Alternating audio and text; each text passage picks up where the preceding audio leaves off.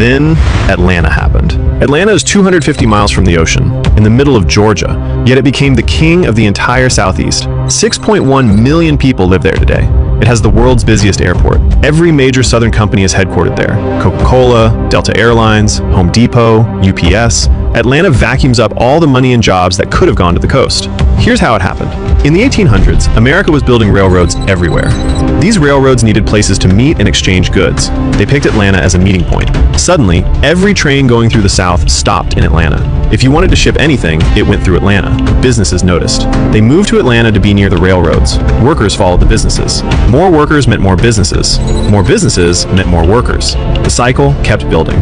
By 1890, Atlanta had already passed Charleston in population. Think about that. Charleston was founded in 1670. It had 220 years to grow. Atlanta was founded in 1837. Just 53 years to catch up. Yet Atlanta won. Why? Charleston sits on a peninsula between two rivers. Water blocks it on three sides. It physically can't expand. Atlanta sits in the middle of flat Georgia land. It can grow in every direction, forever. And it did. Today, Atlanta sprawls across thousands of square miles. Once Atlanta became the center of everything, the coast had no chance. Every young person looking for a job moved to Atlanta. Every company looking for workers went to Atlanta. The coast was abandoned. And that's when the infrastructure problem got even worse. The coast has terrible roads and airports. One highway runs along the coast, Interstate 95. That's it. Compare airports. Atlanta's airport connects to every major city on Earth. Savannah's airport, 17 destinations. Charleston's airport, 34 destinations. If you live on the coast and want to fly internationally, you drive to Atlanta, 3 hours away from the ocean. This creates a death spiral. No roads means no businesses. No businesses means no jobs. No jobs means no people. No people means no reason to build roads. It never ends. But other coastal regions proved it's possible. Let's compare this coast to California. Southeast coast, 700 miles, 10 million people. California coast, 400 miles, 23 million people. California is smaller, but has more than twice the people. Why? California has everything the South doesn't. Deep harbors, no hurricanes, multiple big cities, good roads and airports, no plantation history. The South had none of this. So what happens next? Will this coast ever fill up?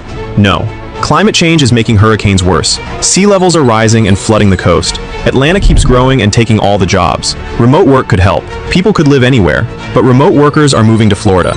Not here. Florida has better beaches, better weather, better airports. This region can't compete. The window closed 200 years ago, and it's never reopening. So here's what it all means. Why do so few Americans live on this huge stretch of East Coast? Because everything went wrong. No glaciers created no deep harbors. No harbors meant no shipping economy. No shipping meant agriculture dominated. Agriculture meant plantations. Plantations prevented cities from forming. The region became a hurricane highway. Constant destruction prevented investment. Atlanta formed inland and sucked away all economic activity. No infrastructure developed on the coast. And once a region falls behind, it rarely catches up.